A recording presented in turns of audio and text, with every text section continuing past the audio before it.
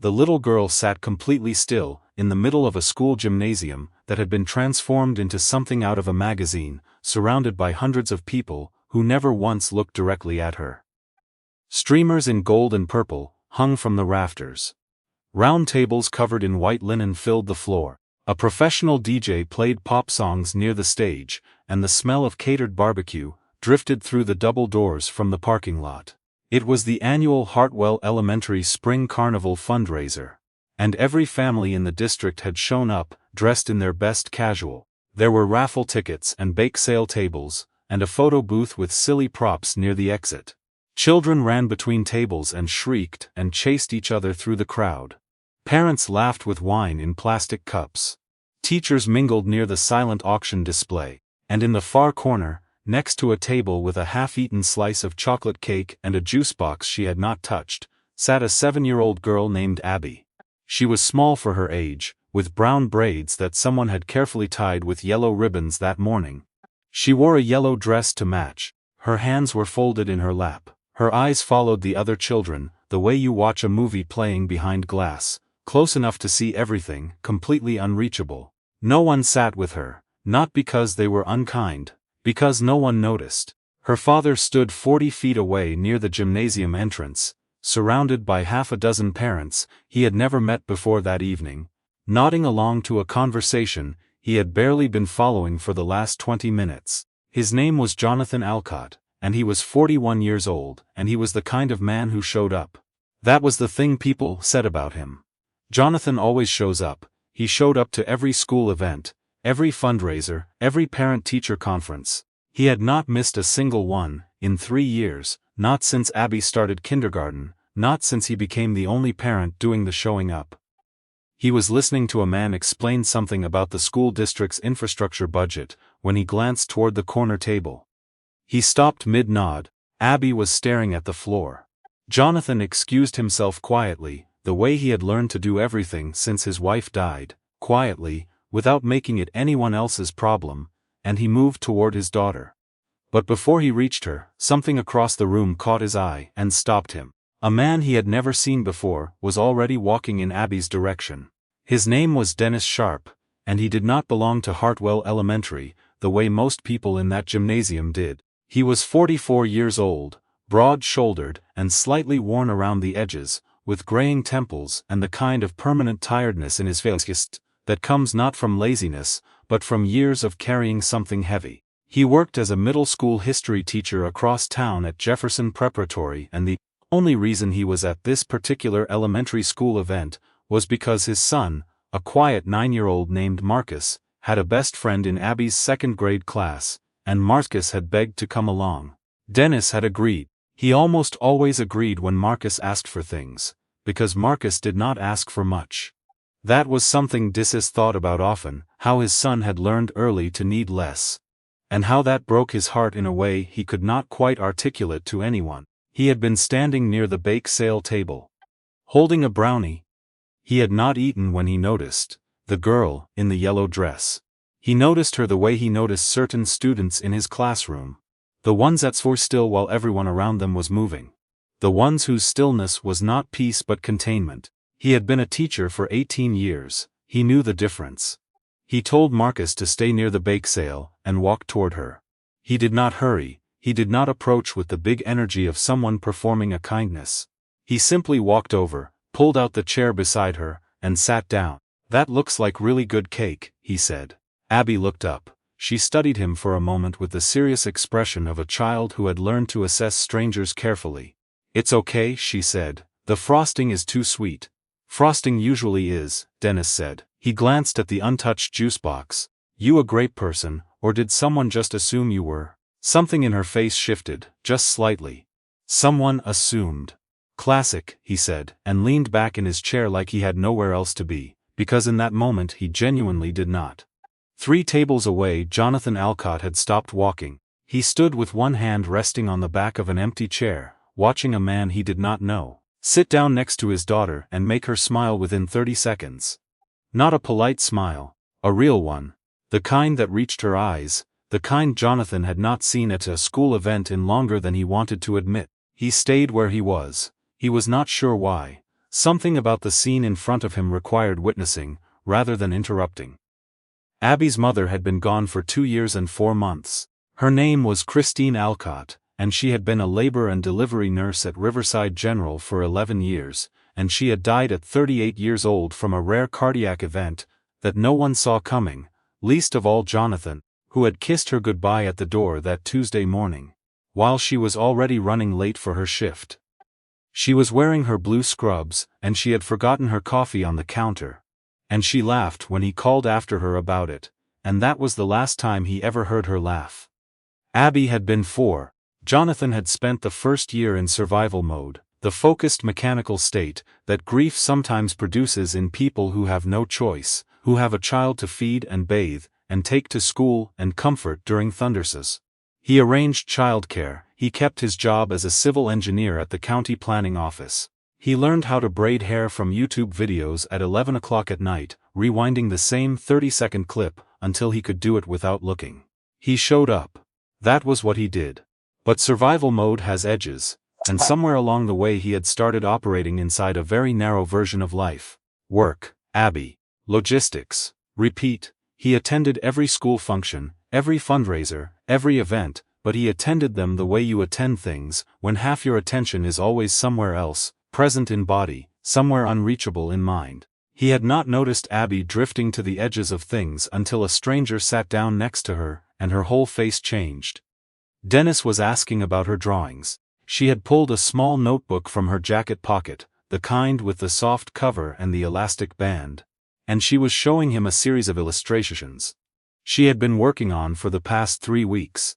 They were surprisingly detailed for a 7-year-old, small figures in imagined landscapes, a girl on a boat in the middle of a purple ocean, a house built into the side of a cloud, a dog with wings standing in front of a regular suburban mailbox. The dog with wings but the normal mailbox, Dennis said. That's very sophisticated. He still gets mail, Abby said, as if this were obvious. Of course he does, Dennis agreed seriously. By then Marcus had drifted over with a second brownie, and was looking at the drawings too, offering commentary with the earnest intensity that 9-year-olds bring to things they find genuinely interesting. Abby was explaining the entire plot of a story she had apparently been building in her head for months. Something about a girl who could walk through walls, but only when no one was watching, and Marcus was asking questions that made Abby draw faster, filling in details she hadn't drawn yet. Jonathan had moved closer by then, close enough to hear. He stood just outside the circle of the conversation, not intruding, watching his daughter talk at full speed about something she loved. He could not remember the last time he had heard her talk like that. The thing no one tells you about grief, the specific variety that comes with losing a spouse young while raising a small child, is that it reshapes your attention in ways you don't notice until someone holds up a mirror. Jonathan had believed he was doing everything right.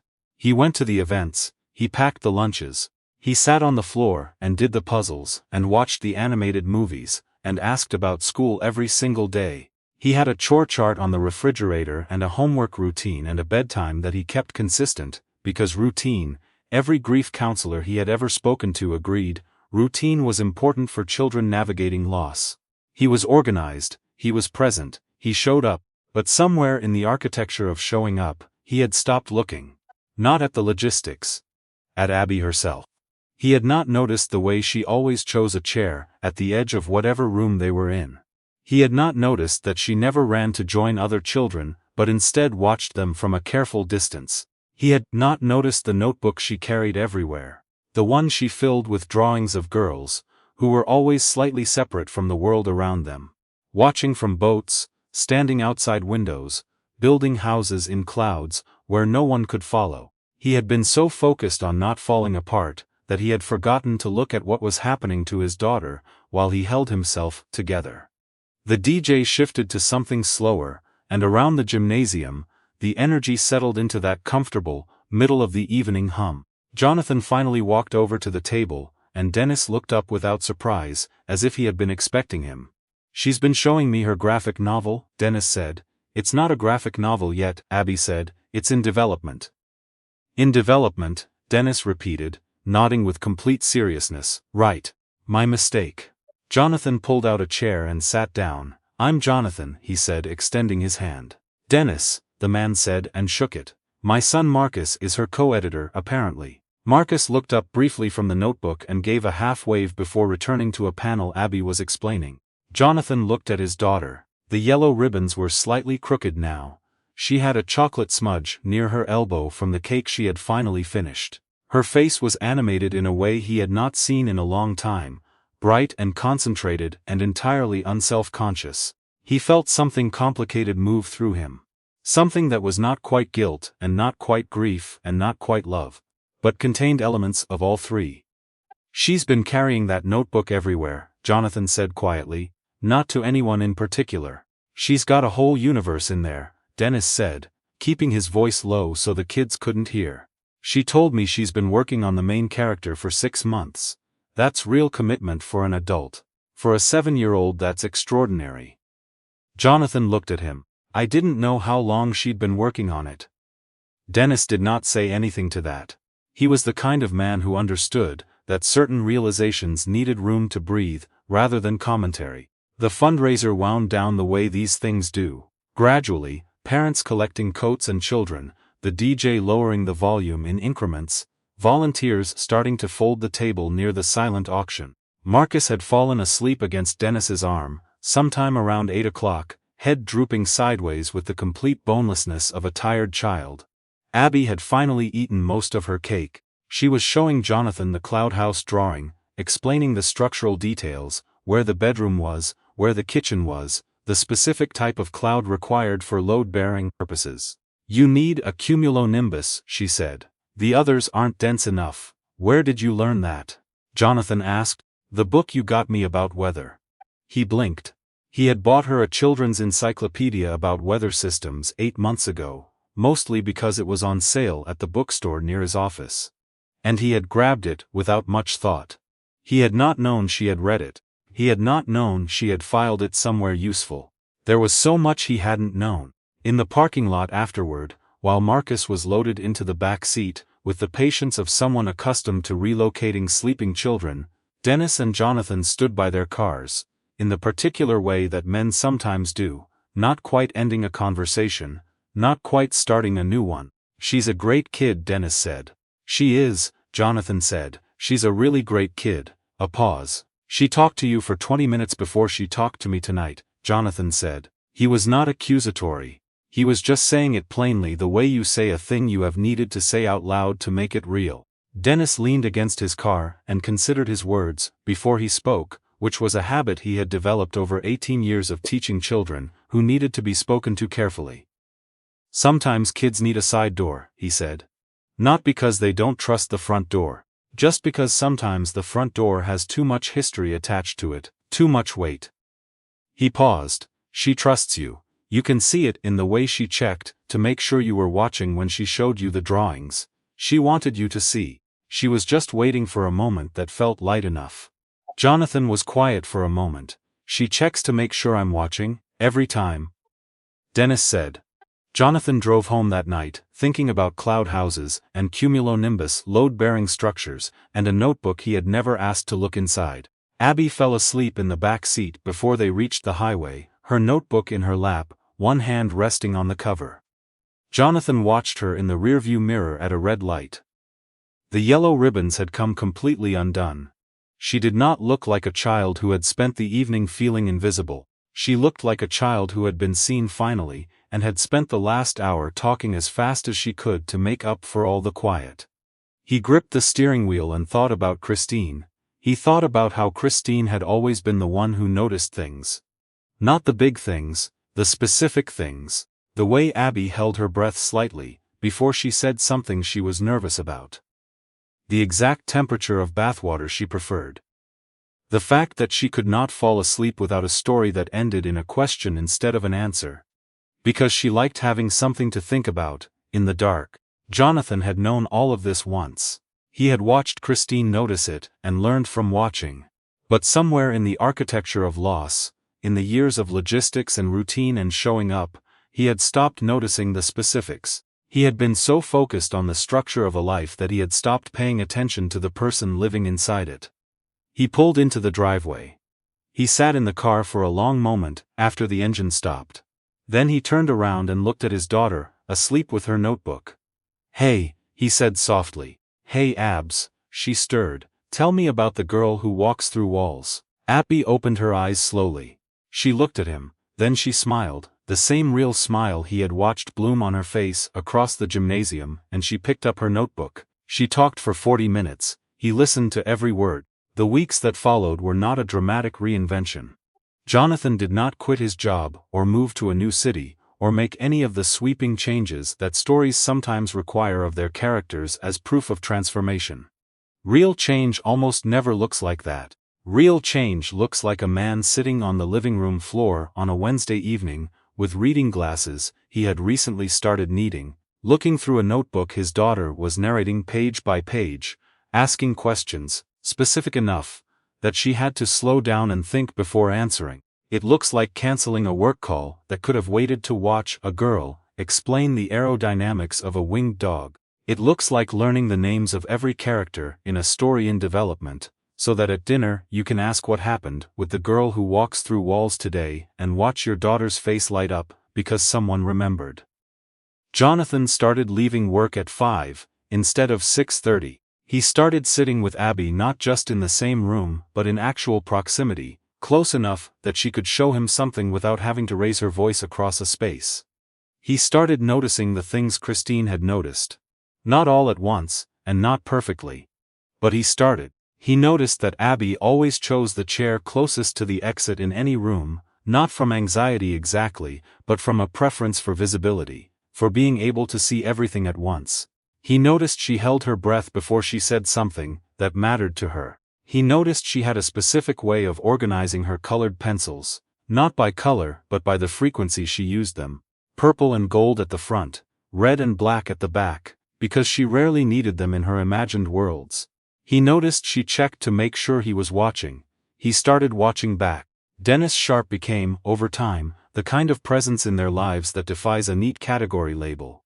He was not a replacement for anything. He was not a surrogate or a stand-in or a narrative device. He was simply a man who had sat down at the right moment and, in doing so, become someone.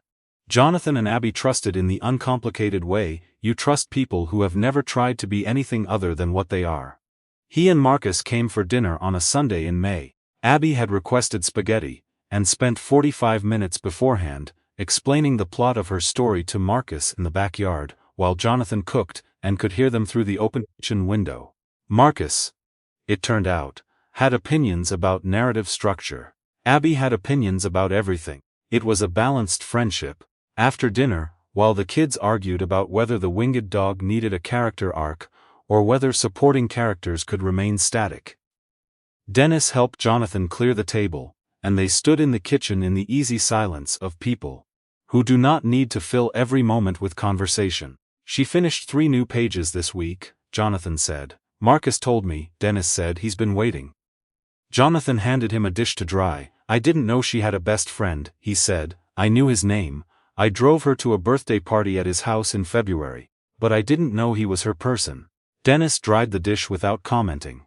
"He was good at that. I keep finding things I didn't know," Jonathan continued. "And I don't know if that's grief doing its thing, or if I just stopped paying attention, and I'm not sure there's much difference in the outcome."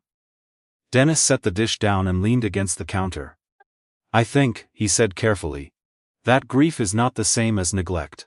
But I also think that grief, if you're not careful, can slowly replace presence with motion. You keep moving because stopping feels dangerous, and while you're moving, things accumulate that you didn't mean to miss." Jonathan looked at him. "You sound like a teacher," Jonathan said. "I've been told," Dennis said. In September, Abby started 3rd grade. On the first day, Jonathan walked her to the classroom door the way he always did, and she gave him the usual quick hug of a child who is too old to be dropped off and too young to mean it, and started to go in. Then she stopped and turned back. "Dad," she said. "Yeah? The new girl in my class is sitting by herself at the reading table. I'm going to go sit with her." Jonathan looked at her. "Okay," he said. "I know what it feels like," Abby said. "To be in a room and have nobody come over." She turned and went inside. Jonathan stood in the hallway for a moment after the door closed. Around him, other parents were peeling off toward the exit, pulling on jackets, checking phones. He stayed where he was. Through the narrow window in the classroom door, he could see Abby crossing the room toward a girl he didn't recognize. A small girl with a backpack too big for her frame, sitting very still at the reading table, with her hands in her lap. He watched Abby pull out a chair and sit down. He watched the new girl look up. He watched his daughter smile. He did not need to see more than that. He knew what happened next, because he had watched it happen to his own child 4 months ago, at a folding table in a gymnasium. And he understood now what it meant to be, in a room where nothing was specifically wrong, and still feel completely alone, and he understood what it meant when someone simply decided to come over. He walked out of the school and into the September morning, and he did not try to describe what he was feeling, because some things do not need language. They just need to be felt, fully, without looking away. The following spring, Jonathan was asked to speak at the school's annual fundraiser dinner. He almost declined. He had never been comfortable with public speaking, and he was not sure what he had to say that anyone needed to hear. But the PTA chair, a persistent woman named Beverly, who had the energy of 3 people and accepted no as a conversational starting point rather than an ending one, wore him down gently over the course of 6 weeks. He stood at the podium in the same gymnasium, where a year earlier he had watched a stranger walk toward his daughter.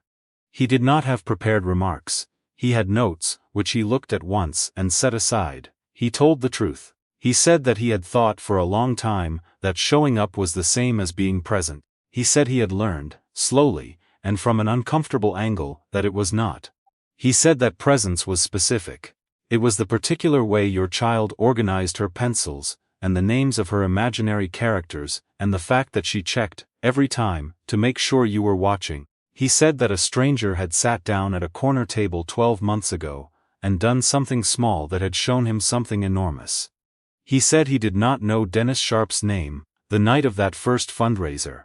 He just knew he was watching a man sit down in an empty chair.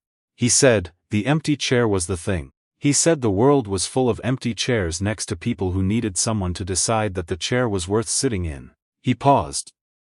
My daughter told me something in September, he said. She was 7 years old. She said, I know what it feels like to be in a room where nobody comes over. And then she went and sat with a girl she had never met. He stopped. I've been a civil engineer for 15 years. I've helped design roads and bridges and drainage systems. I've spent my career thinking about infrastructure, about what holds things up. He looked out at the gymnasium, at the round tables, and the familiar faces and the kids running between them. I think the most important infrastructure is the kind you can't see. It's made of attention, of noticing, of deciding to pull out a chair. He thanked them. He stepped back from the podium. The applause was the kind that starts before it means to. After the dinner, Dennis found him near the exit. That was good, Dennis said. Beverly made do it, Jonathan said. Beverly makes everyone do things, Dennis agreed. But you still said it. They stood for a moment watching the evening wind down around them. Parents gathering children, volunteers stacking chairs. From across the room, Abby and Marcus were at a table together, notebooks spread between them, deep in a collaboration that had been ongoing for nearly a year now. She finished the first arc, Jonathan said. 42 pages. Dennis turned to look. Is she satisfied with it? Deeply unsatisfied, Jonathan said. She says the ending resolves too cleanly. She wants it to end on a question. Dennis smiled. Smart kid, she told me. Jonathan said quietly, that she wants the reader to have something to think about in the dark. He had not thought about Christine when Abby said it. Not right away. The connection had come later, slowly, the way certain things arrive, not as a sharp pain but as a warmth you almost missed. Christine had always ended Abby's bedtime stories with a question. It had been a thing between them, something specific and private, one of the 10,000 specific and private things that make up a person's relationship with their child. Abby remembered. She had been carrying it the whole time, 4 years old, when she lost her mother, quietly carrying this one small inheritance, and she had turned it into a principle of storytelling without anyone telling her where it came from. She just knew that a story should end with something to think about in the dark. Jonathan took a breath. She's going to be okay, Dennis said, not as a question. Yeah, Jonathan said, I think she is. He paused. We both are. Across the gymnasium, Abby looked up from her notebook. She scanned the room with the unhurried efficiency of a child who always knows where her people are, and when she found her father's face, she held his gaze for exactly 1 second before returning to her work. She had checked. He had been watching. That was enough.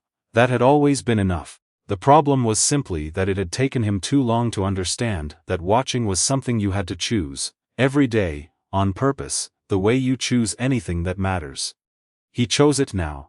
He intended to keep choosing it for as long as he had the chance.